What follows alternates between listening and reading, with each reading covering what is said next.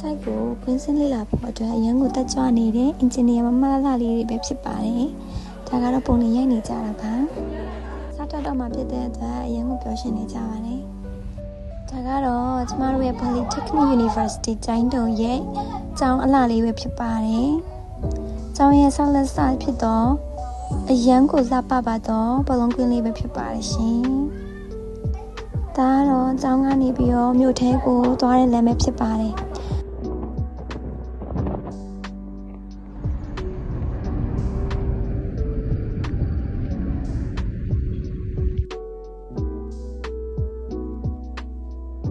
ကတော့ကျောင်းရဲ့အကျော်နားလေးဒီမျိုးထဲဝင်ခံနေတာလေးထဲမှာဆိုလို့ရှိရင်စီဆိုင်လေးရှိပါတယ်ဒီစီဆိုင်လေးမှာတော့စီဖြစ်နေကြတာပဲဖြစ်ပါတယ်ရှင်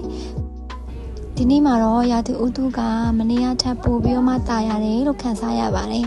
မနေ့ကဆိုရင်တော့မိုးလေးအများကြီးရွာနေတာဒီနေ့ကတော့မိုးလေးတစ်စမ်းမှမရွာဘဲနဲ့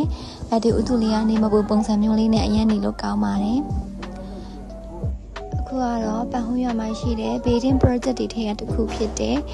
City ကျိုင်းတုံ Hospital Project လေးကိုလေ့လာခဲ့ပါတယ်။ဒါကတော့ meeting room ပဲဖြစ်ပါတယ်။ဒီ meeting room မှာ engineer များကြီးက structure design နဲ့ soil test တွေကိုဘယ်လိုစစ်ဆေးရလဲဆိုတာအကုန်လုံးကိုအသေးစိတ်သိချရှင်းပြပါတယ်။တနိုင်တလောက်အသေးစိတ်အကုန်လုံးကိုလိုက်လက်မှတ်သားခဲ့ပါတယ်ရှင်။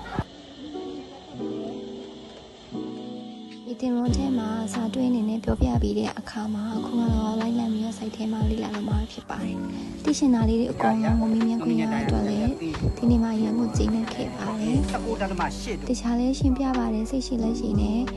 structure တွေကဒီ shear wall တွေကဘာကြောင့်တိဆောက်ရတယ်ဆိုတဲ့အကြောင်း H2 bar တွေကလည်းဘယ်မှာထားရတယ်ဆိုတဲ့အကြောင်းလေး